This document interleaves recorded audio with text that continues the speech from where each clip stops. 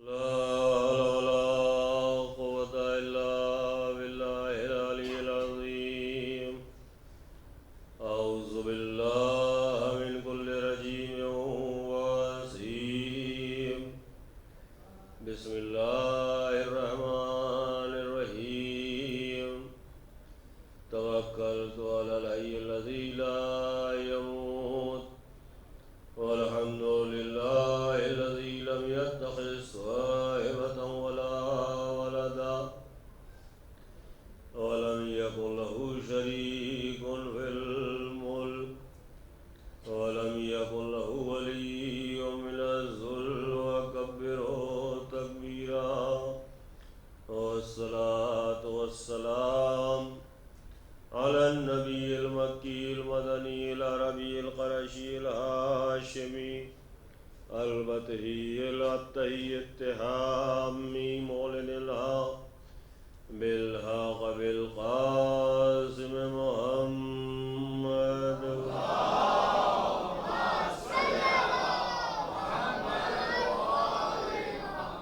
وعلى آله الطيبين الطاهرين المعصومين المظلومين المنتخبين المنتجبين الذين أذهب الله عنهم الرجس وطهرهم تطهيرا.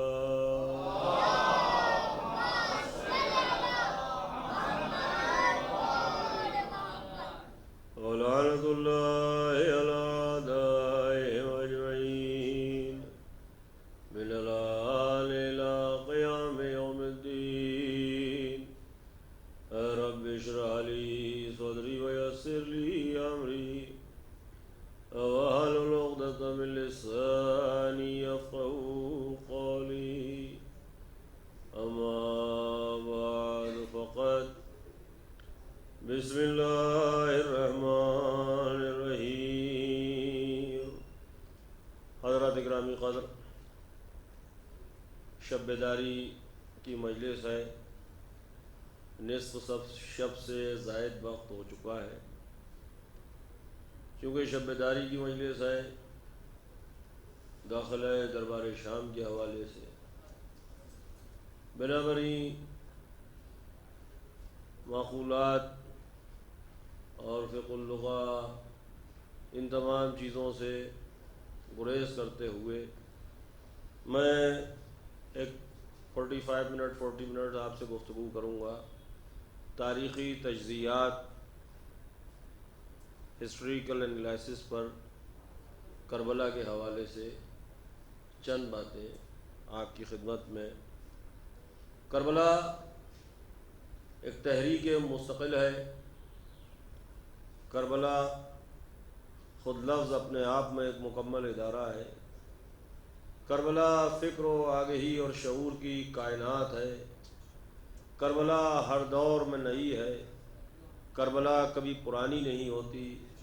کربلا ہر زمانے کے لیے مشعل راہ ہے. کربلا ہر زمانے کے لیے ہدایت کا چراغ ہے.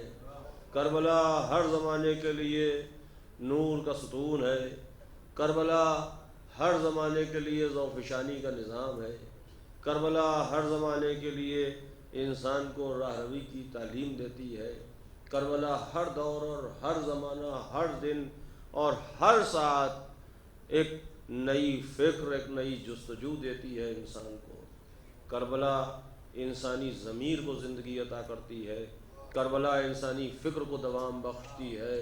کربلا انسان کو حوصلہ عطا کرتی ہے. کربلا انسان کو پجمردنی کے گڑھوں سے نکال کے زندگی کا شعور عطا کرتی ہے. کربلا نے دیا کیا ہے؟ ایک صرف 2 منٹ کی تمہید ہے. آج آپ ذرا اس پر غور کیجئے کہ یہ بھی تاریخ کا المیہ ہے. مجھے اس سے کچھ لینا دینا نہیں کس نے لکھا اور کہاں لکھا اور کس نے کیا. بحیثیت نقاد کے، بحیثیت ایک طالب علم کے اگر ہم بات کریں گے، اگر ہم گفتگو کریں گے تو ایک لکیر اگر آج کھینچتے ہیں آفٹر دی کربلا اور بیفور آف کربلا، کربلا سے پہلے کی تاریخ، کربلا کے بعد کی تاریخ، تو ایک طالب علم کی حیثیت سے تجزیہ کرنے کا ہمیں حق ہے. آپ دیکھیے کہ ایک شخص نے نشے کی حالت میں نماز پڑھا دی اور کہا کہ تم نے 2 کی 4 پڑھا دی، تو کہا تو اور 2 پڑھا دو۔ کوئی یہ نہیں کہہ سکا کہ تو حالت نشہ میں ہے، تو نے پڑھائی کیسے؟ توجہ، یہ تاریخ ہے کربلا سے پہلے کی۔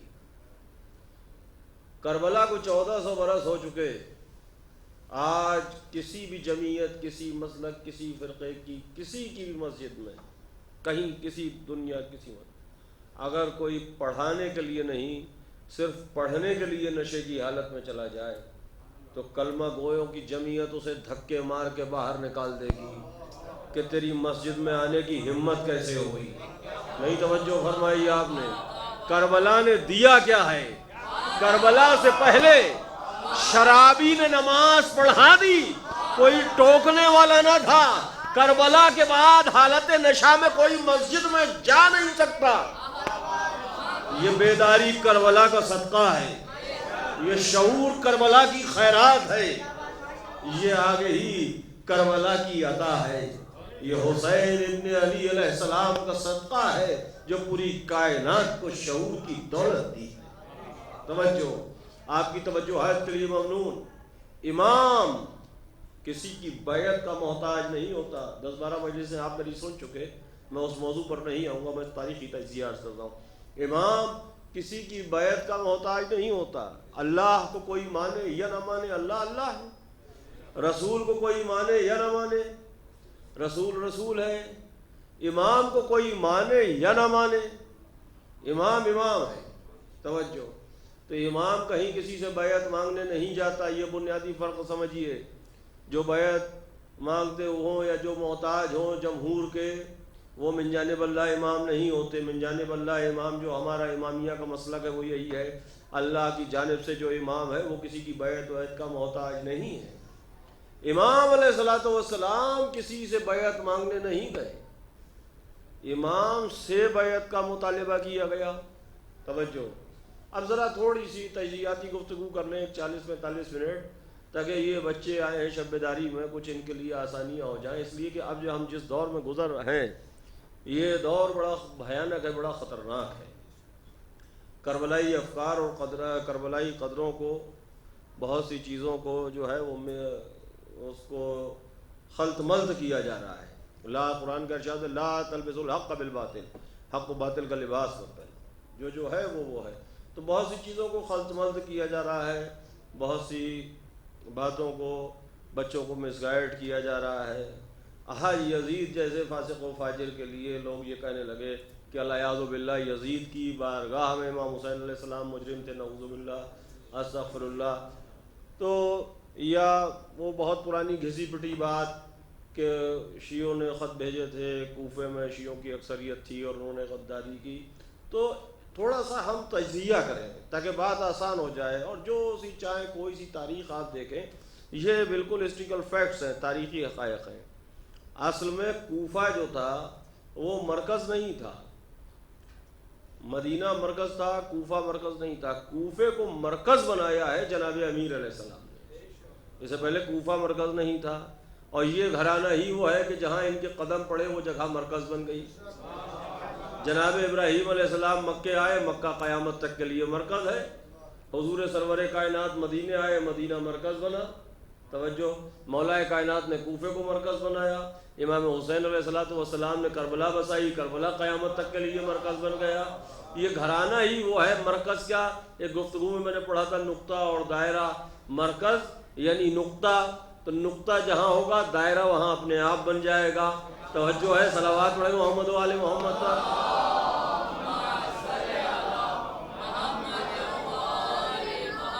تو جناب امیر علیہ السلام نے کوفے کو مرکز بنایا، مولا کائنات کوفے آئے۔ جب مولا کائنات کوفے آئے، اس باریکی کو سمجھیے، جب مولا کائنات کوفے آئے تو جو اہل بیت علیہ السلام تھے، جو بنی ہاشم علیہ السلام تھے، جو چاہنے والے تھے اہل بیت علیہ السلام کے، وہ بھی کوفے آئے اور ایک عرصے تک کوفے رہے۔ اس وقت جو کوفے کی آب و ہوا تھی، جو کوفے کی فضا تھی، اس میں مولائیوں کی کثرت تھی ہر طرف، چونکہ مولا کا بول بالا تھا، ظاہری حکومت تھی مولا کے پاس، مولا نے کوفہ منتقل کیا مرکز۔ اب ایک سوال یہ ہوتا ہے کہ مولا نے کوفے مرکز منتقل کیوں کیا؟ کوفے مرکز منتقل کرنے کی بہت سی توجیہات ہیں، بہت سی وجوہات ہیں. ان میں سمپلی ایک بات جو ہسٹری کہتی ہے وہ یہ ہے کہ کوفہ چھاونی کے کنٹونمنٹ کے اعتبار سے ایک بہت اچھا پلیس تھا، ایک بہت اچھی جگہ تھی. اور کوفے کے لوگ جو تھے، اس بنیادی بات کو سمجھیے، کوفے کے جو لوگ تھے وہ سپاہ پیشہ تھے، یعنی پیشے سے سولجر تھے. ان کے یہاں جو عام طور پر کام ہوتا تھا، جو جاب ڈھونڈتے تھے نوجوان، وہ آرمی میں جاب کرتے تھے. یہاں کلچر تھا وہاں کا، وہاں کی فضا میں کچھ ایسی چیزیں تھیں، وہاں کا ماحول تھا کہ زیادہ تر لوگ، جیسے آج بھی اپنے یہاں بہت سے علاقوں میں بہت سی جگہ ہوتی ہیں کہ سب لوگ ایجوکیشن میں ہیں یا سب لوگ ملٹری میں، تو وہاں کی جو فضا تھی، وہاں کی جو آب و ہوا اور وہاں کے جو لوگ تھے، ایک چلن تھا، زیادہ تر لوگ وہاں کے سپاہ پیشہ تھے، فوج میں نوکری کیا کرتے تھے. چھاونی کے اعتبار سے، کینٹ کے اعتبار سے ایک اچھی جگہ تھی. اور اس کا جو جغرافیہ ہے، آپ جاتے ہیں زیارت کر کے آتے ہیں، دیکھیے ایک طرف جو ہے وہ دریائے فرات ہے لگا ہوا شہر سے، اور دریائے فرات کے، اور اب تو آبادی بڑھ گئی شہر، اس وقت کا جو جغرافیہ ہے دریائے فرات کے اور کوفے کے جو مابین ہے وہ میدانی علاقہ ہے، اسے نخیلہ کہتے تھے. نخیلہ میں پریڈ کرائی جاتی تھی فوج کی، تو اس کو ترتیب دیا جاتا تھا، سجایا جاتا تھا، تیار کیا جاتا تھا، سکھایا جاتا تھا، پریکٹس کرائی جاتی تھی. بڑا وسیع میدان تھا نخیلہ کا. نخیلہ اس کے شہر، اور شہر کے پچھلے حصے میں پہاڑیاں تھیں. تو پچھلے حصے میں پہاڑیاں ہونے کا مطلب یہ ہے کہ فوج کے اعتبار سے اگر 4 6 10 12 10 20 50 اچھے ماہر تیر انداز اگر پیچھے پشتوں پر پہاڑیوں کو بٹھا دیے جائیں تو جو کمیگاہ سے دشمن حملہ کرتا ہے پیچھے سے، اس کو روکنے کے لیے کافی ہے. ہزاروں کی فوج کو 10 آدمی روک سکتے ہیں. تو ایک یہ سیفٹی پوائنٹ آف ویو سے ایک بات تھی. اور رائٹ سائڈ میں جنگل تھا، تو وہ بھی ادھر سے بھی ایک سیفٹی تھی. اور سامنے میدانی علاقہ تھا، اس کے آگے دریا. اب دریا سے اگر دشمن اٹیک کرتا ہے، حملہ کرتا ہے، تو دریا میں کشتیاں ہماری ہیں، ان پر فوجیں ہماری ہیں، پیرے ہمارے ہیں، بیڑے ہمارے ہیں. پہلے ان سے لڑنا پڑے گا، اسے ان کو فائٹ کرنا پڑے گا، پھر دریا پار. تو فوجی نظام کے اعتبار سے ایک زبردست پلیس تھا کوفہ. جناب امیر علیہ الصلوۃ والسلام کے جو ظاہری 4 سال رہے ہیں، ان میں لڑائیاں رہی، جنگ رہی. مولا کائنات نے کوفے کو مرکز منتقل کیا. جب کوفہ مرکز جناب امیر علیہ السلام نے منتقل کیا تو آپ کے ساتھ جو لوگ آئے تھے وہ کوفے میں رہے. اس کے بعد شیعت کی تبلیغ ہوئی، عرفان، یہ سب چیزیں رہیں. کوفے کی آبادی 4 طرح کی آبادی ملتی ہے. مسلمز کی جو آبادی ہے کوفے کی، وہ 3 طرح کی. ایک طبقہ وہ تھا جو اول درجے کے عاشقان اہل بیت تھے، وہ بہت کم تھے. دوسرا طبقہ تھا جو اہل بیت علیہ الصلوۃ والسلام کے دشمن تھے. اور سب سے زیادہ جو آبادی تھی کوفے میں، وہ اس بھیڑ کی تھی جس کو کسی سے کچھ مطلب نہیں.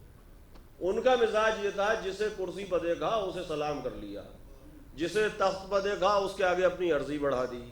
میں یہاں پر ایک جملہ کہتا ہوں، یہ وہ بھیڑ ہوتی ہے جس پر الیکشن کی آخری رات بھی کنوینسنگ پاسبل ہوتی ہے. اس مزاج کی بھیڑ جو تھی وہ کوفے کی بات سمجھے آپ، کوفے کی اکثریت تھی، میجارٹی. جی صلوات پڑھے محمد و آل محمد.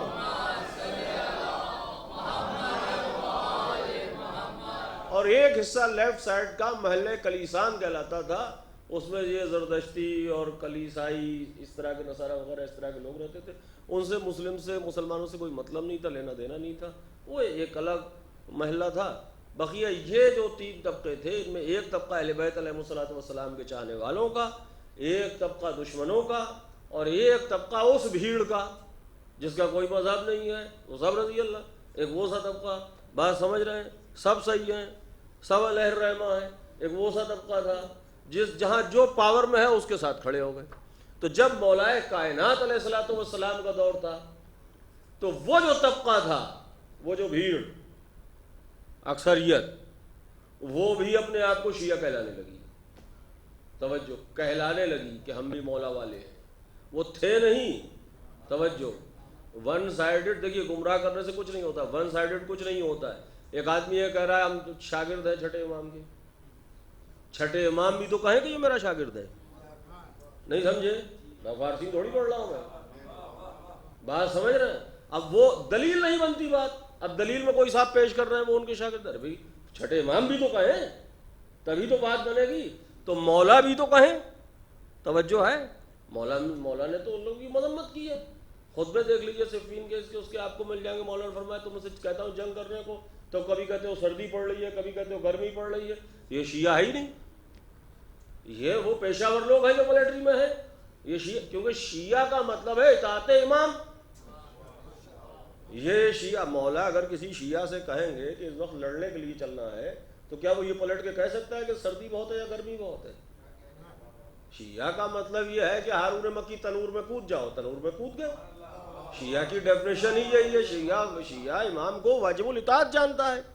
تو وہ بھیڑ تھی، وہ طبقہ تھا، اس کی کثرت تھی۔ تو چونکہ جب جنگ ہوئی تمام تو فوج اکٹھا ہوئی، تو فوج میں مولا کی وہ لوگ بھی سب، اگر وہ مولا کے شیعہ ہوتے تو پھر وہ صفین میں بغاوت کیوں کرتے قرآن دیکھ کے نیزوں پر؟ تو جو نیزوں پر قرآن، اب وہیں آپ دیکھ لیجئے لکیر کھنچ گئی کہ شیعہ کتنے تھے اور بھیڑ کتنی تھی۔ شیعہ وہ تھے جنہوں نے تلواریں میان میں نہیں رکھی، انہوں نے کہا یہ قرآن نہیں، قرآن علی ہے۔ سمجھے بات کو؟ بات سمجھ میں آئی؟ وہ بھیڑ تھی، تو وہ بھیڑ کوفے کی اکثریت۔ اب ہوا یہ کہ جب جناب امیر علیہ السلام کی شہادت واقع ہوئی تو بنی ہاشم علیہ السلام نے کوفہ چھوڑ دیا، واپس آ گئے۔ جو لوگ مائگریٹ کر کے گئے تھے انہوں نے بھی کوفہ چھوڑ دیا، کچھ رہ گئے، چھوڑ دیا اکثریت نے۔ اب کوفے میں شیعہ کون بچے؟ جو کوفی الاصل تھے، جو اورج شیعہ کوفے کے ہی تھے، جو کوفی الاصل تھے، وہ لوگ رہے، جیسے جناب مالک اشتر علیہ السلام کا گھرانہ، جناب مختار بن ابو عبیدہ ثقفی علیہ السلام کا گھرانہ، جیسے جناب محمد بن کثیر علیہ السلام، جناب احمد بن شمیت علیہ السلام، عبداللہ بن وائل، برقہ بن عازب، اس طرح جناب سلیمان بن سرد خزائی، جناب مصیب بن نجبہ فرازی، اس طرح کے لوگ جو تھے وہ جناب رفاع بن شداد بجلی، جناب مسلم بن اوسجہ، جناب حبیب بن مظاہر علیہ السلام، یہ سربراہ آوردہ اشخاص کوفے کے زمینداروں میں سے تھے، کوفی الاصل تھے، ان کے بڑے بڑے قبیلے تھے۔ شیعت کیا ہے دیکھیے، جناب ہانی بن عروہ علیہ السلام 90 برس کا سن، وہ ضعیف ہیں، کوڑے لگائے گئے اس کمبے سے باندھ کے، کہا مسلم کو ہمارے سپرد کر دو، کہ یہ نہیں ہو سکتا، یہ ہے شیعت۔ جناب محمد بن کثیر جناب مسلم علیہ السلام کی حمایت میں شہید ہوئے، ان کا لڑکا بھی شہید ہوا، یہ ہے شیعت۔ مشکور دروغہ زندان تھا، اسے جب پتہ چلا جناب مسلم علیہ السلام کے بچے ہیں، اس نے دروازے زندان کا کھول دیا، اس نے کہا قدموں پہ گر پڑا۔ اسے عبید اللہ بن زیاد نے کہا تو غلطی کا اعتراف کر لے، تو نے ایسا کیوں کیا؟ اس نے کہا 1000 بار قتل کر، 100 بار قتل کر، میں یہی کہوں گا میں نے صحیح کیا ہے۔ تو جو شیعہ تھے وہ شیعہ تھے، سمجھ رہے ہیں بات کو؟ اب کوفے کے مزاج میں ایک چیز تھی، چونکہ یہ لوگ گورنمنٹ جاب کرتے تھے، ملٹری میں جاب کرتے تھے، جو بھی فوج، جو بھی حکومت ہوتی تھی اس سے ریلیٹڈ ہوتے تھے، تو یہ عزیفہ وظیفہ شہریہ ان سب چکروں میں پڑے رہتے تھے۔ بات سمجھ رہے ہیں؟ تو یہ زیادہ تر تنخواہیہ لوگ تھے، وظیفہ خار، شہریہ خار لوگ تھے، یہ جو کوفے کی بھیڑ تھی، جو اکثریت تھی، میجارٹی تھی کوفے کی۔ یہ امام حسن علیہ السلام کے جو معاملات پیش آئے اور اس کے بعد جو حالات ہوئے، چونکہ حاکم شام سے امام علیہ السلام نے ایک شرط رکھی تھی کہ یہ اپنے بعد کسی کو نامینیٹ نہیں کرے گا، حاکم شام نے شرط توڑی، اور مغیرہ بن شعبہ اور ایک سرجون نامی غلام تھا حاکم شام کا، ان سب کی کوشش کاوش سے یزید کو اپائنٹ کیا گیا۔ تو یہ کوفے والے، ان کے اس سے پہلے جو دور تھا زیاد بن ابی کا، تو ان کے کچھ وظیفے کم ہو گئے تھے، تو کچھ لوگ اس خنس میں تھے جن کے وظیفے کم ہوئے تھے۔ اب وہ کچھ لوگ ہوتے ہیں جو پروپیگیشن بہت اچھا کرتے ہیں، ماحول کو بھڑکاتے ہیں، آگ لگاتے ہیں، وہ اس طرح کے لوگ تھے۔ وہ ایک ماحول کریٹ کر رہے تھے دمشق کی حکومت کے خلاف۔ جب یزید آیا تو انہوں نے یہ سب باتیں کرنا شروع کی، ارے کیا ہم فاسق و فاجر یزید جیسے کو مان لیں گے؟ کیا اسے شرابی کو مان لیں گے؟ اور یہ ادھر انہیں یہ پتا چل چکا تھا کہ امام حسین علیہ السلام سے بیعت مانگی ہے اور امام نے انکار کر دیا ہے، اور امام نکل چکے ہیں مدینے سے۔ تو انہوں نے کہا یہ موقع اچھا ہے، توجہ، یہ موقع بہتر ہے شام کی حکومت کے خلاف آگ بھڑکانے کا۔ ان کی اپنی اپنی لڑائیاں تھیں۔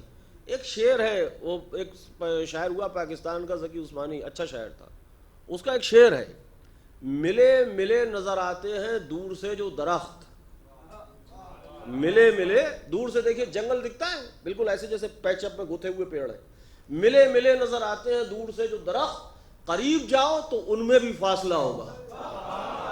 بات آئی سمجھ میں؟ تو ان کے آپس کے جھگڑے تھے۔ یہ چوروں میں جھگڑا کب ہوتا ہے؟ جب بٹوارے کی بات آتی ہے۔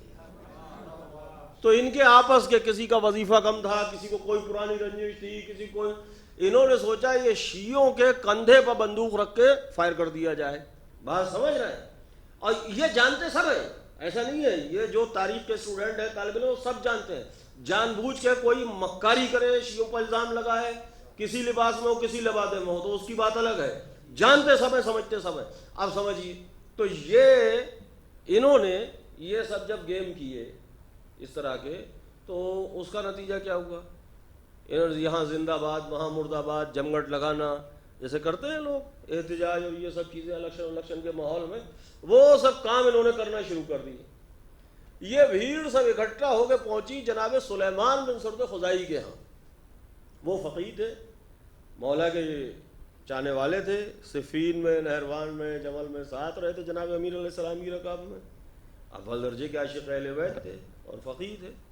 ان کے بعد جب یہ بھیڑ اکٹھے ہو گئی اور کہا وہ سرکار ایسا ہے ایسا ہے ویسا، اور کیا ہم یہ یزید جیسے فاسق و فاجر کو مان لیں گے، اور آپ لکھیے امام حسین علیہ السلام کو. تو انہوں نے سب کے چہرے دیکھے اور چہرے دیکھنے کے بعد برجستہ فرمایا، یہ بتاؤ تم علی کے شیعہ کب سے ہو گئے؟ توجہ، یہ جناب سلیمان کا، انہوں نے کہا تم شیعہ کب سے ہو گئے؟ ارے انہوں نے کہا ایسا ہے، تم میں سے بہت لوگوں کو میں نے صفین میں اپنے مولا کے خلاف تلواریں کاندھے پر اٹھائے دیکھا ہے، اور تم آ جا کے بات کر رہے ہو کہ امام حسین علیہ السلام کو خط لکھیے. کس منہ سے بات کر؟ ارے وہ پچھلی باتیں تھیں، جانے دیجئے، اب ہم نادم ہیں اپنے کیے پر، کیا ہم یزید جیسے کو خلیفہ مان لیں گے؟ وہ ایسا ہے اور ویسا ہے ویسا ہے. یہ بات بھی جو شیعت کا ٹائٹل ہے اس سے ہٹ کے غور نہیں کیا. میں پوچھتا ہوں، اگر یزید نماز شب کا پابند ہوتا، ہر وقت اوندھا سجدے میں پڑا رہتا، تو کیا کوئی بھی شیعہ امام وقت کے ہوتے ہوئے کسی کی بھی بیعت کر سکتا ہے؟ نہیں سمجھے؟ پھر اس میں یہ کہ وہ فاسق ہے اور وہاں فاجر ہے، ارے نماز شب کا پابند تھا. شیعہ پر امام کے علاوہ کسی کی بھی بیعت حرام ہے، ہر دور میں، ہر زمانے میں. نہیں سمجھے؟ صلوات پڑھے محمد والے محمد والے.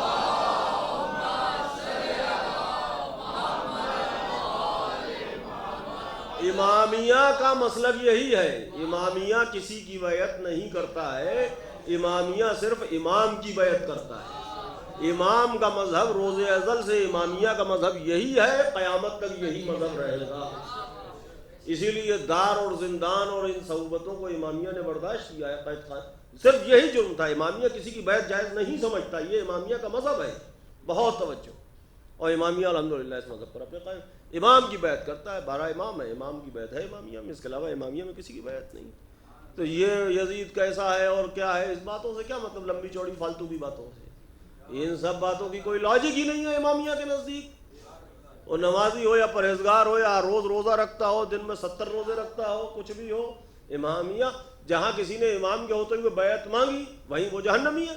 ختم بات، سیدھی سی بات. امامیہ کا یہ مذہب ہے. امام حسین علیہ السلام سے بیعت مانگ رہا ہے، امام حسین علیہ السلام کی مخالفت ہے. ہاں امام کسی کو اپائنٹ کرے، امام علیہ السلام، تو امامیہ کا جو مذہب ہے یہ امام راضی ہے کسی کی حکومت سے، امام نے اپائنٹ کیا ہے، امام نے بھیجا ہے کہیں گورنر بنا کے یا کچھ کر کے یا عہدہ دیا ہے، وہ ایک الگ مسئلہ ہے. لیکن امام کی مخالفت میں بیعت ماں کسی کو بھی حاکم ماننا، بیعت میں امام کی مخالفت میں حرام ہے. امامیہ کے یہاں جائز ہی نہیں امام کے علاوہ کسی کی بیعت. بہت توجہ. اب ذرا بات کو سمجھیے. تو یہ کوفے کے یہ سارے معاملات. اب جناب سلیمان نے فرمایا دیکھو اگر تم میں دم ہے اور بیعت کو اپنی وفا کر سکتے ہو تو تم لکھو، ورنہ مت لکھو. کہ نہیں وہ آپ بھی دستخط کر دیجئے اور یہ ہے اور یوں ہے اور فلاں ہے ڈھمک ہے. اب خط ایک ایک خط پہ 4 4 6 6 لوگوں نے دستخط کیے، بہت خطوط لکھے گئے. خطوط کی عبارت بھی موجود ہے کتابوں میں. وہ خط خود ایڈریس کر رہے ہیں.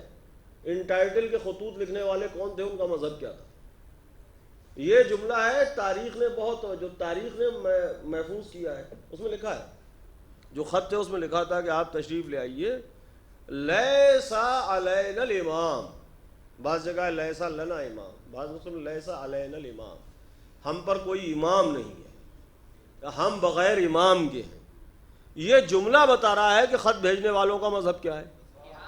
نہیں سمجھے؟ نہیں سمجھے. بس زمانے غیبت ہو یا زمانے ظہور ہو، شیعہ کبھی بغیر امام کے نہیں ہوتا.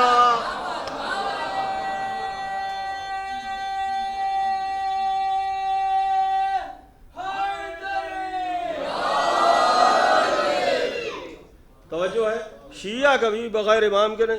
یہ جملہ ایڈریس کر رہا ہے کہ خط لکھنے والے کون تھے. توجہ، یہ جملہ خود موجود ہے، لیسا علینا الامام یا لیسا علینا الامام. اب کہاں سے بات؟ صاحب شیعوں نے خط لکھے تھے. توجہ، یہ اس طرح کے خطوط جانے لگے. ادھر امام علیہ الصلوۃ والسلام نے، سید علی بن طاؤس علیہ الرحمہ نے لکھا کہ ماہ رجب میں 2 دن کم، یعنی 28 کو امام علیہ الصلوۃ والسلام نے مدینہ چھوڑا. توجہ. اب ادھر کا شاخسانہ، امام حسین علیہ الصلوۃ والسلام کے پاس یہ رات کا وقت تھا، عشاء کے بعد کا وقت. جتنا حقیر نے پڑھا ہے مقتلوں کو، تاریخوں کو، اس میں ملتا ہے. سب مس مت کرنا، میری بات سمجھنا. رات کا وقت تھا، عشاء کے بعد کا وقت. تو ناک کیا، کسی نے دخل بات کیا. کہا کون ہے؟ کہ قاصد ہے. کیا ہے؟ کہ یہ خط ہے.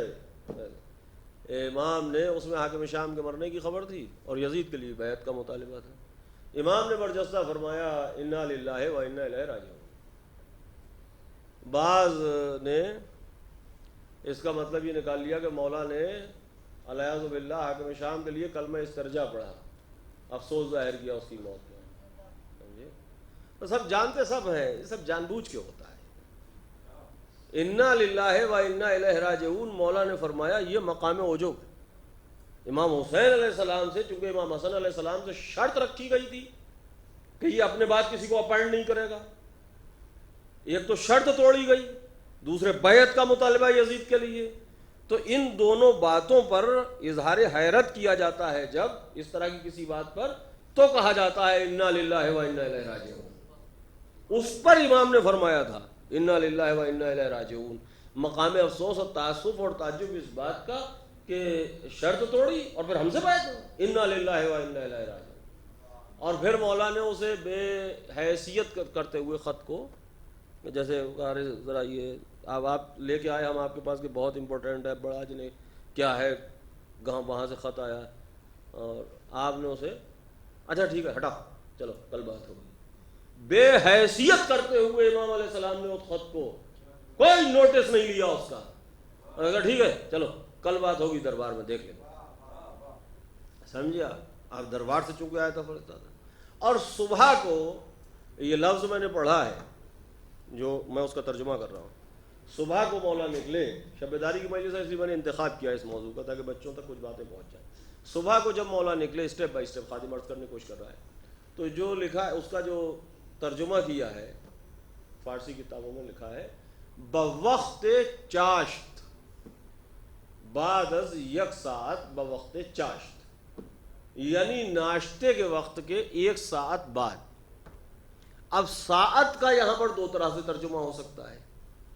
ایک ساعت نجومی، علم نجوم کے اعتبار سے جو ساعت ہوتی ہے تو وہ کچھ 40 42 43 منٹ کی بنتی ہے. وہ دن بڑا ہوتا ہے کبھی چھوٹا، اس کے حساب سے بڑھتا ہے، 45 منٹ 46 منٹ تک جاتی ہے.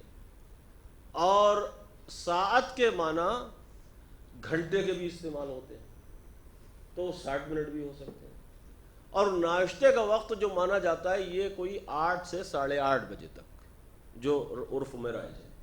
تو اگر اس میں 1 گھنٹہ اور جوڑ دیں آپ تو تقریباً، اگر ایک آئیڈیا ہے، ایک کوشش ہے، ایکوریسی تو کوئی نہیں بیان کر سکتا، مقتل نے تو لکھی نہیں ہے ایکوریسی کہ اتنے بج کے اتنے منٹ.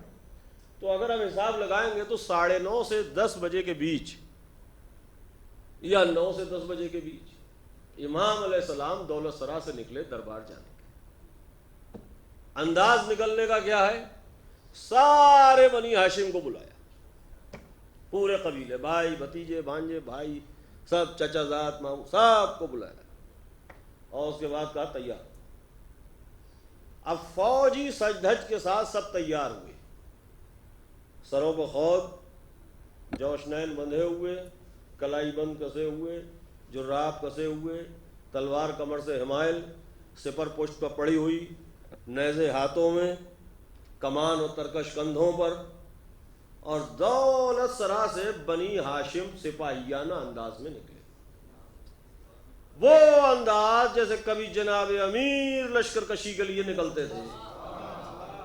پورے ساز و عراق کے ساتھ بنی ہاشم کی آرمی نکلی حسین علیہ السلام کی قیادت میں. توجہ، سارے بنی ہاشم. اب امام حسین علیہ السلام جانتے ہیں دربار میں کیا ہوا، وہ بھی آپ جانتے ہیں. توجہ، رد و قدویس کے بعد امام علیہ السلام واپس چلے آئے.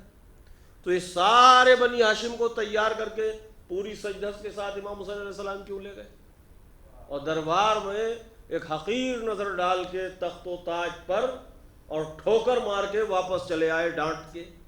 توجہ ہے، اور واپس چلے آئے. جنگ نہیں کی وہاں.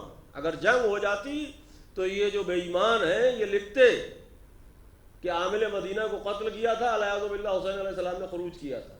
انہوں نے تو کوشش کی خروج بنانے کی، تو وہاں جنگ نہیں ہوئی. امام چلے آئے ڈانٹ ڈپٹ کے، سختی سستی امام ظاہر کر کے، تلخی ظاہر کر کے، سختی اور تلخی ظاہر کر کے، سستی کا لفظ غلط نکل گیا میرے منہ سے. امام چلے آئے. دربار میں جنگ کرنا نہیں ہے. امام اپنا روب دکھا کے اور چلے آئے. پھر یہ سارے بنی ہاشم کے بچے بچے کو فوجی سجدھج کے ساتھ حسین علیہ السلام سجا کے لے گئے. تو یہ 9 سے 10 بجے کے بیچ، یعنی سورج جب بلند ہوتا ہے، سارا مدینہ جاتے دیکھ رہا ہے. اور جب پلٹ کے آئے ہیں واپس، تو اب اگر آپ 1 گھنٹہ مان لیجئے تو یہ 11 بجے کے آس پاس کا وقت ہے. آفتاب بلند ہے، دن کا اجالا، آفتاب کی تمازت. پوری فوجی سجدھج کے ساتھ حسین علیہ السلام بنی ہاشم کے بچے بچے کو لے کے گئے اور واپس آئے. دربار میں جنگ ہونا نہیں تو مولا اتنا اہتمام کیوں؟ عجب نہیں امام علیہ السلام جواب دیں کہ کل جب مورخ تاریخ لکھے تو اس کے باپ کو لکھنا پڑے کہ بیعت یزید کے مسئلے میں صرف حسین کا جواب انکار نہیں تھا، بلکہ بنی ہاشم کے بچے بچے کا وہی جواب تھا جو حسین کا جواب تھا.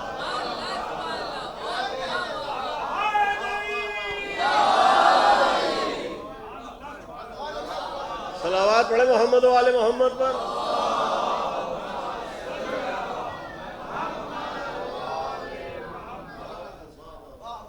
بات سمجھ رہے ہیں؟ اور یہاں سے امام علیہ السلام واپس پلٹے اور اس کے بعد آپ نے فرمایا مدینہ چھوڑ دیں گے. 28 رجب سید علی بن طاؤس علیہ الرحمہ کے مطابق ماہ رجب میں 2 دن کم امام علیہ السلام نکلے. 3 شعبان کو سید علی بن طاؤس علیہ الرحمہ نے فرمایا 3 شعبان، اور سرکار مجلسی علیہ الرحمہ نے 3 شعبان کو امام علیہ السلام جو آپ کا یوم میلاد ہے مکے پہنچے، اور پہلی رات اپنی نانی جناب خدیجۃ الکبریٰ صلوات اللہ علیہا کی قبر مبارک پر گزاری. دعا و مناجات میں مشغول و مصروف ہے. اس کے بعد مکے میں آپ کا قیام رہا. اب ذرا سا سمجھیے، میں سمیٹ رہا ہوں، تو باتیں تو بہت ہے، رات بھر ہوتی رہی ہے، اسی میں بات کرتا رہا ہوں. توجہ، یہ پوری ہسٹری ہے سال بھر کی، 2 سال کی، تو 2 گھنٹوں میں تھوڑی بیان ہو جائے گی. سمجھیے بات کو، بارہ میں کچھ چیزیں عرض کر رہا ہوں. امام علیہ السلام کا قیام ہوا مکے. کوفے میں حاکم تھا نعمان بن بشیر. کوفے میں حاکم تھا گورنر نعمان بن بشیر، اور بصرے میں تھا عبید اللہ بن زیاد بن ابی. عبید اللہ بن زیاد بن ابی، اس کے باپ کو لکھا جاتا ہے son of his father، اپنے باپ کا بیٹا. اس کے باپ کا نام تاریخ میں آج تک گھپلے میں ہے کہ کس کا تھا. دس از ہسٹریکل فیکٹ. آپ اپنی پسند کی کوئی کتاب اٹھا لیں. زیاد بن ابی یعنی son of his father، اپنے باپ کا بیٹا. باپ کا نام پتہ ہی نہیں ہے. عبید اللہ بن زیاد بن ابی، یہ کہاں تھا؟ بصرے پر. نعمان بن بشیر حاکم تھا کوفے پر. نعمان بن بشیر ڈرپوک تھا. وہ ڈرتا تھا کہ کہیں کچھ ہو نہ جائے، احتجاج نہ ہو جائے، کہیں کوئی خروج نہ ہو جائے، کہیں 10 لوگ اکٹھے نہ ہو جائیں. اس سے پہلے جیسے 144 لگا دی جاتی ہے. تو وہ ڈرپوک تھا، وہ ڈرپوک حاکم تھا، ڈرتا تھا. تو اسی بیچ یہ خطوط ان کے پہنچے، جنہوں نے لکھا تھا لیسا علینا الامام، ان کے خطوط پہنچے. امام علیہ السلام مکے سے چل چکے تھے. یہ بات ہے ماہ رمضان. تو ایک منزل پر جناب امام علیہ الصلوۃ والسلام کے ایک مؤذن، ان کا نام ہے جناب حجاج بن مسروق علیہ السلام، جو مؤذن تھے امام کے لشکر میں، اذان دیتے تھے. ایک منزل پر مولا نے ان سے فرمایا ایک دوراہے پر کہ ذرا وہ تھیلے لانا جو کوفیوں کے خطوط آئے ہیں. تو اتنے خط اکٹھے ہو گئے، مولا ایسے دیکھتے رہ گئے، بھر دو واپس تھیلوں میں.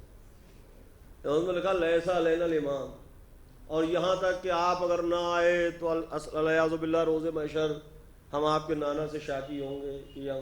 یہ شیعہ لکھ ہی نہیں سکتا. شیعہ سوسائڈ کر لے گا، یہ لکھے گا ہی نہیں. سمجھے؟ شیعہ امام کو یہ لکھ ہی نہیں سکتا کہ آپ نہیں آئے تو ہم آپ کے نانا سے. شیعہ سوسائڈ کر لے گا، اپنے گولی مار لے گا، یہ نہیں لکھے گا. سمجھے؟ یہ شیعہ کو یہ کیا نہیں سمجھتے، لوگ نہیں جانتے. یہ جو مقصر مولوی آج باتیں کر رہے ہیں یہ کیا نہیں جانتے، یہ نہیں سمجھتے اس بات کو، یا انہیں معرفت نہیں ہے. وہ اس طرح کے شیعہ ہوں گے اپنے آپ میں کہ ان سے پاسے لے لو گا. سیدھی سی بات ہے. وہ تو دو ٹوک بات کرنے کا عادی ہے خاطر، میں کسی کو خاطر میں نہیں لاتا. سمجھیے بات. تو ادھر وہ تھیلے بھروا دیے امام علیہ الصلوۃ والسلام نے. اب وہاں نعمان بن بشیر، بصرے پر عبید اللہ بن زیاد بن ابی، اور مکے پر حاکم بنا کے بھیجا تھا دمشق کی حکومت نے عمرو بن سعید بن عاص بن وائل کو. سمجھ گئے؟ عمرو بن سعید بن عاص بن وائل، یعنی عمر عاص کا بھتیجا، عاص بن وائل کا پوتا. اس کو لوگ کہتے تھے عمر اشدق. اشدق اس کا روٹ ورڈ ہے شتق، شین دال قاف شت. شت کے معنی ہے چر جانا، چوڑا ہو جانا. یہ مولائے کائنات کی شان میں گستاخی کرتا تھا، تو اس دنیا میں اس کو سزا ملی تھی کہ اس کا جبڑا چر گیا تھا، تو یہ کہلاتا تھا چرے جبڑے والا، عمر اشدق. یہ کہاں کا حاکم تھا؟ مکے کا. اسپیشلی اس کو مکے بھیجا گیا تھا کیونکہ یہ بیہودہ تھا.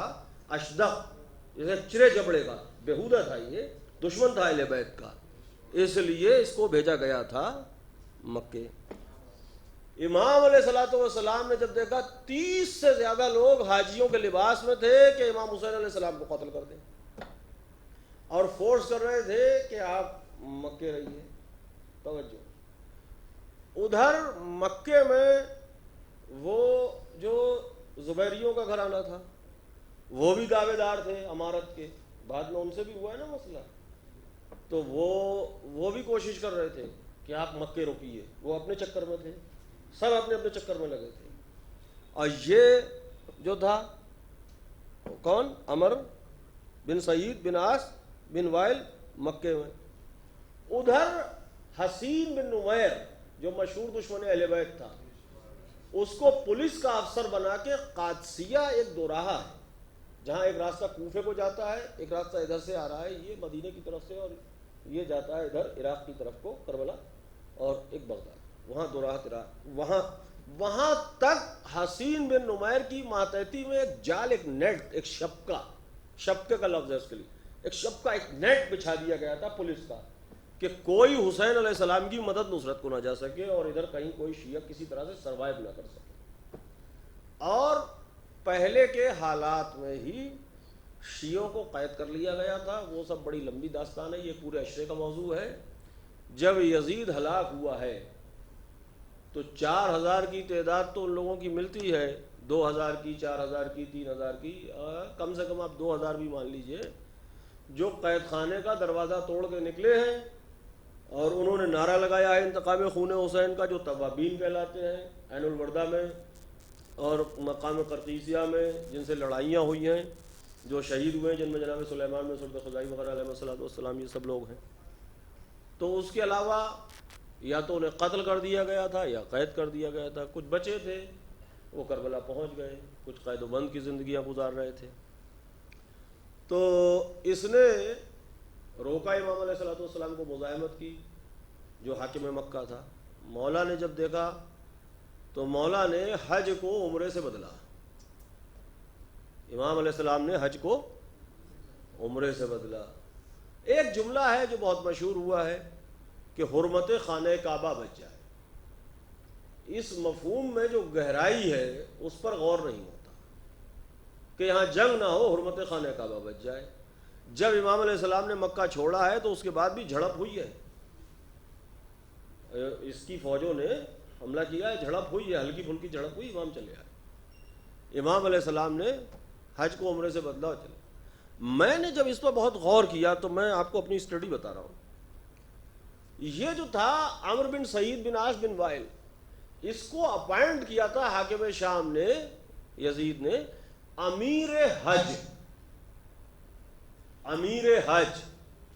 اب جو بھی حج کرتا کوئی بھی، وہ حج ہوتا زیر قیادت امیر حج، نہیں سمجھے؟ زیر قیادت امیر حج۔ امام علیہ السلام عصمتوں کے محافظ۔ زیارت وارثہ کہاں سے آپ شروع کرتے ہیں؟ میں نے عرض کیا تھا السلام علیکم یا وارث آدم۔ امام انبیاء کے، اولیاء کے عصمتوں کے وارث تھے۔ امام علیہ السلام نے حج کو عمرے سے بدلا، کہا اگر حج ہوگا تو یہ ہے امیر حج۔ توجہ، حج مانا جائے گا زیر قیادت امیر حج۔ توجہ، حسین علیہ السلام نے کہا میں ساری جھوٹی روایتوں کا جنازہ نکال دوں گا، امام نہ کسی کے زیر قیادت حج کرتا ہے، نہ کسی کے پیچھے نماز پڑھتا ہے۔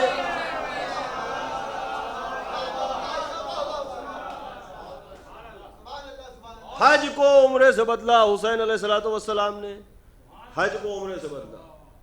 اور یہاں سے امام علیہ السلام وادی عقیق مدینہ کی طرف سے، جہاں مدینے کے ڈھلان پر برسات کا پانی آتا تھا، وہ راستہ ادھر سے مدینے کے قریب سے ٹچ کرتے ہوئے پھر گزرے امام علیہ السلام۔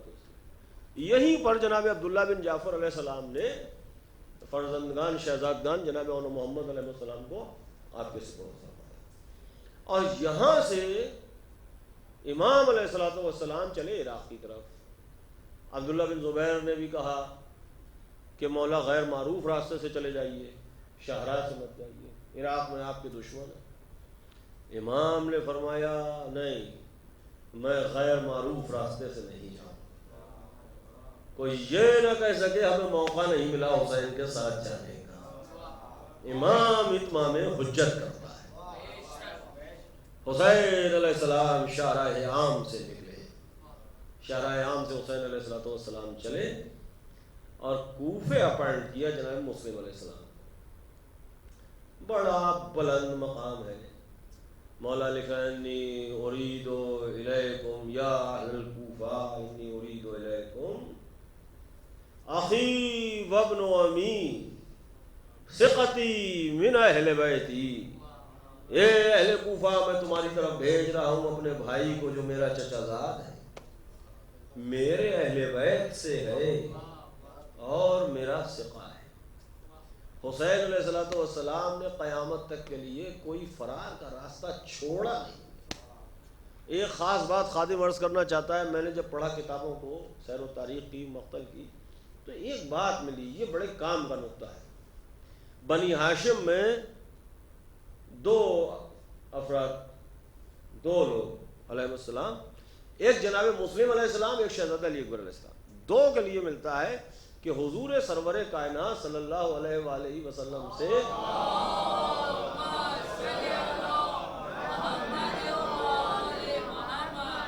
مشابہ تھے۔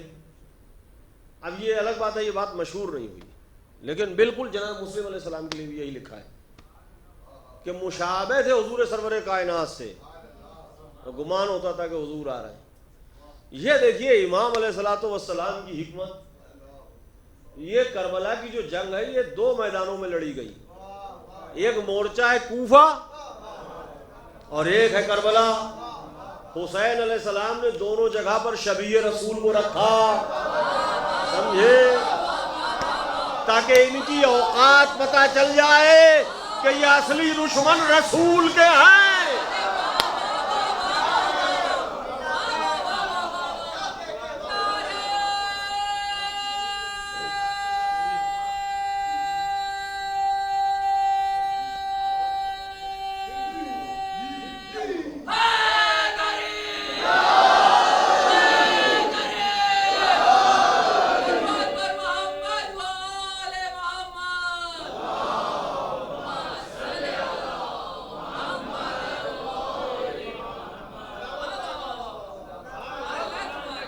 کوفے جناب مسلم علیہ السلام کو بھیجا اور کربلا میں شہزادہ علی اکبر علیہ السلام کو رکھا. ہم شکل پیغمبر. توجہ. اور صبح عاشور جو اذان کہلوائی ہے شہزادہ علی اکبر علیہ السلام سے، وہ آپ کا اذان ہے، وہ اعلان ہے، رجس خوانی ہے. توجہ. بہت سی باتیں ہوتی ہیں، دیکھیے بہت سی چیزیں ایسی ہوتی ہیں جو شاعر سمجھ سکتا ہے، غیر شاعر ویسا نہیں سمجھ سکتا. بہت سی باتیں ایسی ہوتی ہیں جسے پہلوان جتنا اچھا سمجھ سکتا ہے اتنا اچھا دوسرا آدمی نہیں سمجھ سکتا. بہت سی باتیں، بہت سے جملے ایسے ہوتے ہیں، بہت سے معنی ایسے ہوتے ہیں، بہت سی ترکیبیں. امام علیہ الصلوۃ والسلام نے جو شہزادہ، جب یزیدی لشکر کا غل غپڑا بڑھا دھن دپاڑ، تو امام نے شہزادہ علی اکبر علیہ السلام سے فرمایا تقدم یا بنیا. توجہ. یہ جملہ جو ہے یہ بین کا نہیں ہے. توجہ. بین کے جملے کی کیفیت اور ہوتی ہے. اے میرے لال تم چلے گئے بھری جوانی میں ہمیں چھوڑ کے، یہ جملہ بین کا ہے. توجہ ہے، رقت کا جملہ. امام نے فرمایا تقدم یا بنیا، یہ بین کا جملہ نہیں ہے، یہ رجس کا جملہ ہے. جب یزیدی لشکر کا غل غپاڑا بڑھا تو بنی ہاشم کے سردار نے اپنے بیٹے پر، توجہ، اپنے جوان بیٹے پر جس کی ہیبت اور شجاعت اور سپاہ گری مشہور تھی، اس پر نظر ڈالتے ہوئے جو سرداری کا فریضہ تھا اس کو پورا کرتے ہوئے مقام فخر میں رجس کے لہجے میں کہا بیٹا ذرا نبٹ تو لے. توجہ ہے. تقدم یا بنیا، ذرا بڑھ تو میرے لال، انہیں دیکھ تو لے ان کی اوقات کیا ہے. یہ رجس کا جملہ ہے. توجہ. یہ شہزادہ علی اکبر شبیہ رسول ہے، ان سے فرما رہے امام علیہ السلام. وہاں کوفے میں جناب مسلم علیہ السلام جو شباہت رسول رکھتے ہیں. اب وہی جو بھیڑ تھی، وہ زندہ باد مردہ باد والی بھیڑ. توجہ. جب جناب مسلم علیہ السلام پہنچے تو ہر طرف سے آواز اہلن و سہلن، مبارک ہو، ویلکم، خوش آمدید. وہ بھیڑ، وہی جماعت احمقوں کی زندہ باد مردہ باد والی بھیڑ اکٹھی ہو گئی. جناب مختار بن ابو عبیدہ ثقفی جو شیعہ تھے وہ واقف تھے اس بھیڑ سے. اپنا آدمی کبھی بھروسہ نہیں کرتا اس بھیڑ پر، اپنے کو کبھی اس بھیڑ کے سپرد نہیں کیا جا سکتا. جناب مختار علیہ السلام نے راتوں رات جناب مسلم بن عقیل علیہ السلام کو ریسیو کیا صحرا کے راستے سے اور اپنے گھر لے کے آئے. آرام کیجیے آپ 1 دن 2 دن، اور اس کے بعد صفائی کہاں سر. اور اب سوال آپ کے ذہن میں یہ ہو سکتا ہے کہ جناب مختار کہاں گئے؟ پھر سوال بنتا ہے. جناب مختار کو کوفے کی اس بھیڑ پر بھروسہ نہیں تھا. وہ جانتے تھے یہ وہی بھیڑ ہے چندے والی. تو کوفے کے آس پاس باہر کے علاقوں میں کچھ چھوٹی چھوٹی بستیاں تھیں. جیسے بستیاں ہوتی ہیں آپ کے ساؤتھ میں، یہاں سے 40 کلومیٹر کوئی بستی ہے، کوئی چھوٹی چھوٹی بستیاں تھیں، ان میں شیعہ رہتے تھے. سالڈ شیعہ جسے کہتے ہیں. تو جناب مختار علیہ السلام ان لوگوں کو اکٹھا کرنے کے لیے نکلے کہ اپنی جو سالڈ آرمی ہے وہ تیار کی جائے جناب مسلم علیہ السلام کی حمایت کے لیے، تاکہ ہم مات نہ کھائیں. انہیں اکٹھا کرنے کے لیے نکلے. اب جناب مسلم علیہ السلام کہاں رہے؟ تو جناب ہانی بن عروہ علیہ السلام جناب مسلم علیہ السلام کو جناب ہانی کے سپرد کیا، کیونکہ جناب ہانی کا خاندان اور قبیلہ بہت بڑا تھا. قبیلہ مزہج پڑھا جاتا ہے اسے، قبیلہ مزہج. تو وہ اس لیے سپرد کیا کہ ان سے جلدی چھیڑ چھاڑ نہیں کرے گا حاکم. ادھر لوگوں نے خط لکھ دیا، کچھ لوگوں نے خط لکھ دیا یزید کو کہ یہ نعمان بن بشیر ڈرپوک ہے اور کوفے میں حسین کا چچا زاد بھائی آیا ہوا ہے، کہیں ایسا نہ ہو کہ تختہ پلٹ جائے، تو یہاں کوئی تیز آدمی بھیج. وہ عبید اللہ بن زیاد بن ابی جو بصرہ دیکھ رہا تھا، اس نے اسے لکھا کہ تو کوفہ بھی دیکھ اور بصرہ بھی سنبھال. اس نے اپنے بھائی کو یا بیٹے کو وہاں بصرے چھوڑا اور اس نے کوفہ سنبھالا. کوفے یہ آیا تو لوگ اکٹھا ہو چکے تھے. تو یہ بنی ہاشم کے طرز پر آیا لباس بدل کے. اس نے آنے کے بعد سختی سستی کی. ادھر کوفے کے معاملات بگڑ گئے. جناب مسلم علیہ السلام کی شہادت ہوئی. وہ جو آپ سنتے ہیں 18,000 تھے اور پھر کوئی نہیں رہا، وہ وہی بھیڑ تھی جو تھے وہ قید ہوئے، قتل ہوئے، شہید ہوئے، مارے گئے. کچھ بچے جیسے جناب مسلم بن اوسجہ، جناب حبیب مظہر، یہ کربلا آ گئے. باقی لوگ شہید ہو گئے یا قید ہو گئے یا قتل ہو گئے. بعد میں نکلے تو انہوں نے پھر انتقام لیا، اپنی جان نام حسین علیہ السلام پر دی، توابین کی جماعت میں شامل ہو گئے. اب جناب مسلم علیہ السلام کی خبر شہادت امام علیہ السلام کو ملی قادسیہ کے پاس. کوفے سے آنے والوں سے پوچھا، مولانا نے بتایا کہ ہاں اس طریقے سے مسلم کو شہید. امام علیہ السلام نے وہاں پہلے مسلم کا ماتم کیا. اب حسین علیہ السلام کربلا پہنچ گئے. 2 محرم کو امام علیہ السلام کربلا میں وارد ہوئے. توجہ، 2 محرم کو کربلا میں ورود ہوا. اس کے بعد دریا پر پہرے لگے، پانی بند ہوا، قیام پر تکرار ہوئی. 7 محرم سے التش کی صدائیں، اور خیموں میں رکھا ہوا پانی بھی ختم ہو گیا، خشک ہو گیا، مسوکے ہوئے مشکیزیں، التش کی صدائیں. بچے اس خیمے سے اس خیمے، قاض و قتل التش، ہائے پیاس نے ہمیں قتل کر دیا، ہائے پیاس نے ہمیں مار ڈالا، ہائے پیاس نے ہمیں مار ڈالا. اب حسین علیہ السلام، تاریخ اور آگے بڑھی. 9 محرم کے لیے لکھا ہے فی یوم تاسوعا فحسر علیہ السلام. 9 محرم کو سیدہ کے چاند کو ظلمتوں کے بادلوں نے گھیر لیا. شب عاشور حسینی جتھے نے عبادت و الہی میں گزاری. صبح عاشور آئی، یزیدی غلغپاڑا بڑھا، جنگ مغلوبہ ہوئی، عزاداران امام مظلوم عصر تنگ تک حسین علیہ السلام کبھی لاش اٹھائی، کبھی رو دیے، کبھی لاش اٹھائی، کبھی رو دیے. اسی حال میں شاہ دن بھر رہے. پھر آواز بلند ہوئی، الا قتل الحسین بکربلا. ذوالجناح در خیمہ پر آیا، شہادت حسین کی خبر دی. خیموں میں آگ لگی، خیمے لٹے، خیمے جلا دیے گئے. بیویاں ایک خیمے سے دوسرے خیمے میں جاتی. ایک 4 برس کی بچی کبھی ادھر دوڑ رہی ہے، کبھی ادھر دوڑ رہی ہے. گوشوارے کانوں سے کھینچ لیے گئے. رخساروں پر تماچے ہیں، تازیانے ہیں. ہاں، عزاداران امام مظلوم صبح 11 اہل حرم اسیر کر لیے گئے. صبح 11 اہل حرم اسیر کر لیے گئے. اور صبح 11 کی اسیری کے بعد منزل بمنزل اکثر ایسے واقعات ملتے ہیں. یہ قیامت کی رات ہے، داخلہ دربار شام.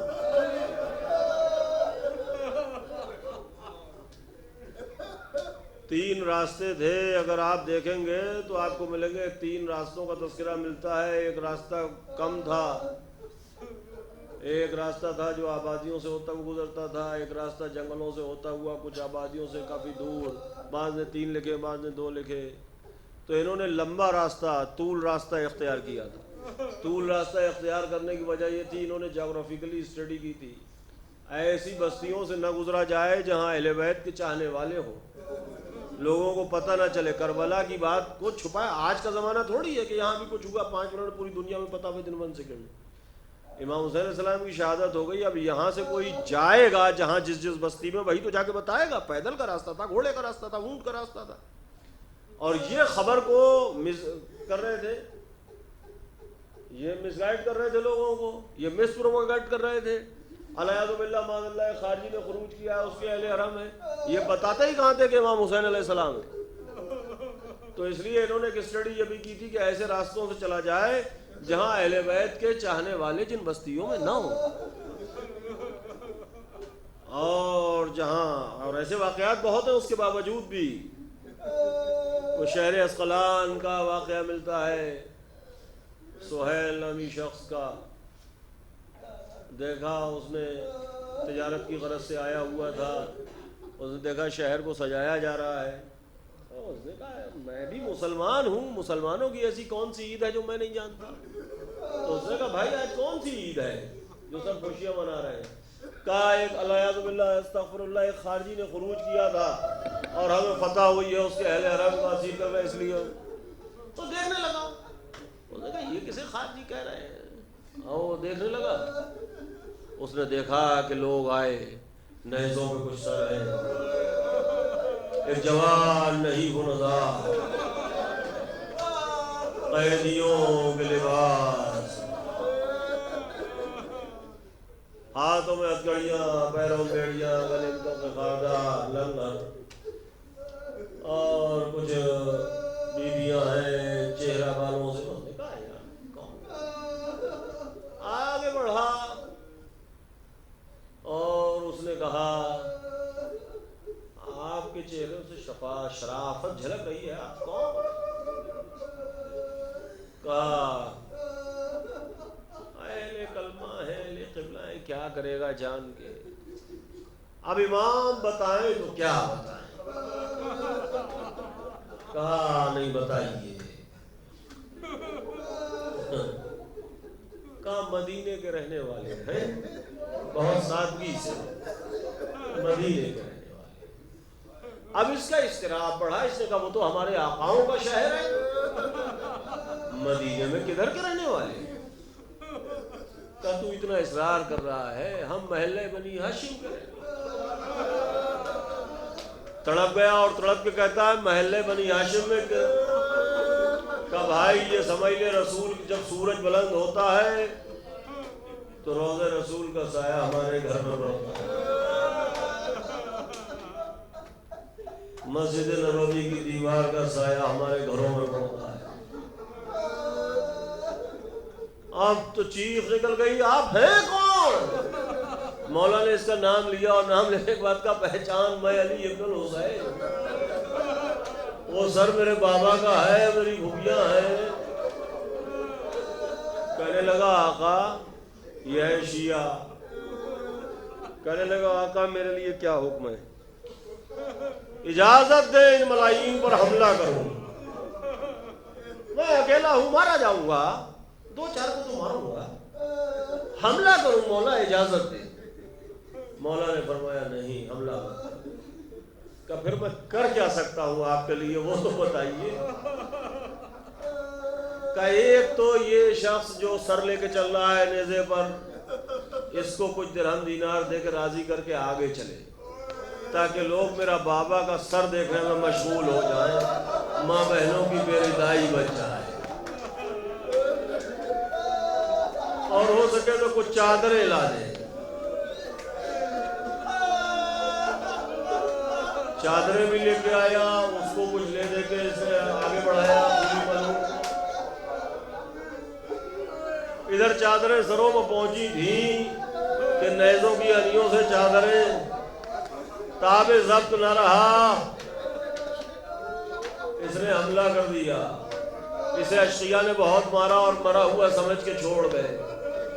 علی کی بیٹی نے کہا یہ شور کیسا اٹھا؟ کہا کوئی ہے جس کی غیرت جاگی ہے, جس نے ہمارے دفاع میں حملہ کیا ہے. کہا اللہ اس پر اپنی رحمت نازل کرے. وہ لوگ اسے چھوڑ کے چلے گئے, قافلہ آگے بڑھ گیا. یہ ایک دن رات پڑا رہا. جب چونکا ہوش میں آیا تو اس نے رونے والوں کی آوازیں سنی. کہا تم کون لوگ ہو؟ کہا ہم جنات ہیں, جدھر جدھر سے قافلہ جا رہا ہے گریہ کرتے ہوئے جا رہے ہیں.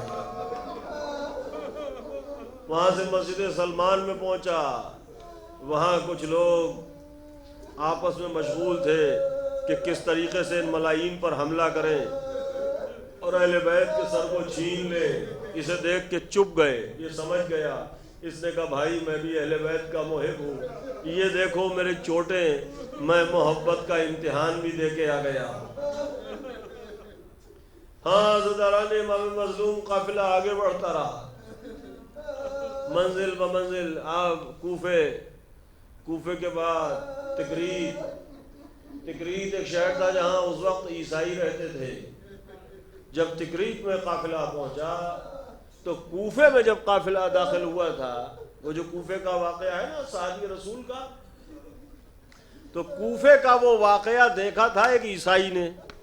وہ اس قافلے سے پہلے تکریت میں پہنچا, اور جب انہوں نے ملائین نے وہاں تکریت کے دروازے پر میسج بھیجا کہ شہر کا راستہ کھولو ہم آئے ہیں، اور الیاذ باللہ ایک خارجی نے اور یہ سب باتیں بتائیں، تو وہ عیسائی گیا اپنے علماء کے پاس گرجا میں، اور اس نے بتایا کہ ایسا ایسا ہے، تو وہ ان علماء نے عیسائیوں کے سب کو اکٹھا کیا اور اعلان کیا کہ ہم عیسائی ضرور ہیں مگر محمد کی آل کا تماشا دیکھنا حرام سمجھتے ہیں، ان ملائی کو یہاں سے نہیں گزرنے دیں گے چاہے ہم سب مارے جائیں۔ وہاں جھڑپ ہوئی، جنگ ہوئی، وہاں سے لوگ آگے بڑھے۔ اس کے بعد یہ ہوتا ہوتا قافلہ ایک جگہ پڑی سیبور، سیبور، سین یہ بے واو رے، سیبور، اب نہیں پتا لیٹسٹ نیم کیا ہے، اس میں تبدیلی ہو گئی۔ سیبور کے لوگ جب انہیں پتہ چلا اس طریقہ کا قافلہ آ رہا ہے، تو وہاں جو ینگ بلڈ تھا، جو ینگ طبقہ تھا، وہ لڑکے سب اکٹھا ہو گئے۔ انہوں نے کہا رسول کے گھرانے کے لوگ اور انہیں اسیر کیا جا رہا ہے۔ تو سیبور شہر میں جہاں سے انٹری ہوتی تھی، وہاں پر ایک ندی تھی، چھوٹی ندی تھی، نالا ٹائپ، اس پر لکڑی کا پل تھا، ایک برج تھا، اس سے داخل ہوا جاتا تھا۔ تو صلح پسند، مصلحت پسند جو بڈھے تھے وہ کہنے لگے سب جگہ تشہیر ہو رہی ہے، ہم لڑکے کیا کر لیں گے، سب مارے جائیں گے، حاکم وقت کی اتنی بڑی فوج ہے، دمشق کی پوری شام کی حکومت ہے، مصلحت سے کام لو۔ وہ لڑکے کہنے لگے یہ بڈھے سٹیا گئے ہیں، کوئی مصلحت نہیں، ظالم کا اگر ساتھ دیا تو یہ شہر ہمارا برباد ہو جائے گا، اگر رسول کے گھرانے کی بد دعا لگ گئی، ہم یہاں سے ان لوگوں کو نہیں نکلنے دیں گے۔ سب جوان متحد ہو کے نکلے باہر، اور انہوں نے کہا یہ لوگ اندر جائیں، ہم تو مارے جائیں گے کیونکہ ہم تعداد میں کم ہیں، یہ منظم فوج ہے، ہم عام لوگ ہیں، اس کے بعد یہ شہر میں گھس کے ہمارے عورتوں، بچوں اور بوڑھوں کو ماریں گے۔ تو وہ سب جب باہر نکل آئے تو اس کے بعد انہوں نے پہلے اس برج کو، اس پل کو کاٹ کے ندی میں گرا دیا۔ انہوں نے کہا اب جو ہوگا دیکھا جائے گا۔ انہوں نے کہا شہر سیبور میں سے نہیں نکلنے دیں گے۔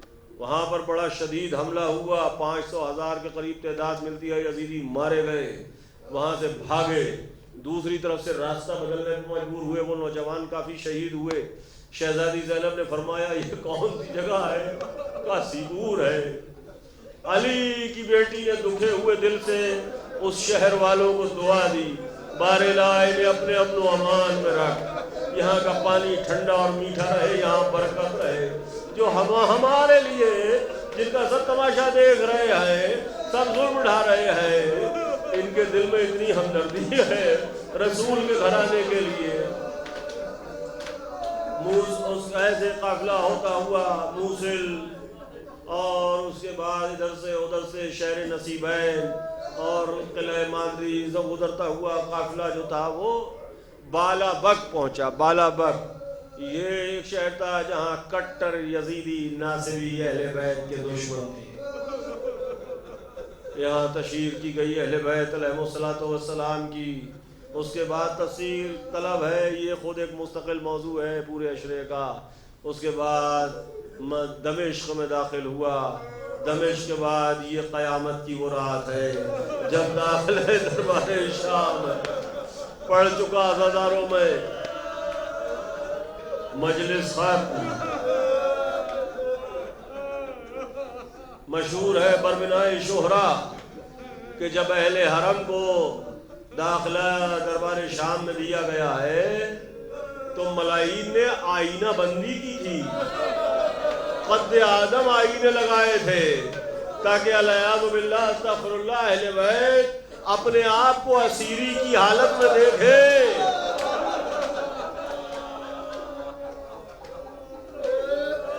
داخلہ دربار شام، مجلس ختم، مزادارو شخصیت کے تناسب کے اعتبار سے محسوسات ہوتے ہیں۔ علی کی وہ بیٹی جس کے بھائی نے کہا تھا کہ بال کھول دوں گی، یہ جملہ لپا نہ لائیے گا جب تک یہ غلام زندہ ہے۔ 18 بھائی، بھتیجے بھانجے اکبر و قاسم جیسے بھائی کے ایسے انصار کہ ایک آواز پر جان قربان کر دے۔ یہ مرحلہ وہ تھا جہاں بڑی شدت سے علی کی بیٹی کو اپنے سارے بھائی یاد آئے، سارے بھتیجے یاد آئے۔ دربار شام میں داخلہ ہوا، یزید ملعون نے کہا کون ہے؟ میں زینب سے کلام کرنا چاہتا ہوں۔ بی بی فضہ آگے بڑھی، تو زینب سے ہم کلام نہیں ہو سکتا۔